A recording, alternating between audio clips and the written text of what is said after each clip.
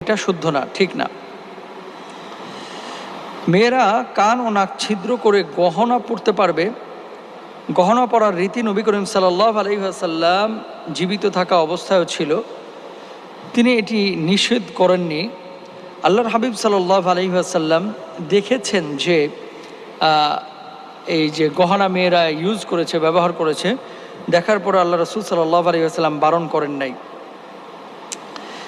আল্লাহ তাআলা সমস্ত মানুষের হায়াত নির্দিষ্ট করে রেখেছেন, সুতরাং স্বামীর অমঙ্গল হবে বা স্বামীর হায়াত কমে যাবে, স্বামীর তকদির খারাপ হয়ে যাবে স্ত্রীরা নাকফুল কানের দুল না পড়লে, এ কথাটা সত্য না। এই সমস্ত ভ্রান্ত ধারণা পরিত্যাগ করা আমাদের সকলের জন্য অপরিহার্য। এটা আমার কথা না, আদ-দুরুল মুখতারের মধ্যে আসছে, ফতোয়া হিন্দিয়ার মধ্যে আসছে, আল বাহরুর রায়কের মধ্যে আসছে, তারপর আহসানুল ফতোয়ার মধ্যেও কিন্তু এ বিষয়টি এভাবে এসেছে। তারপরে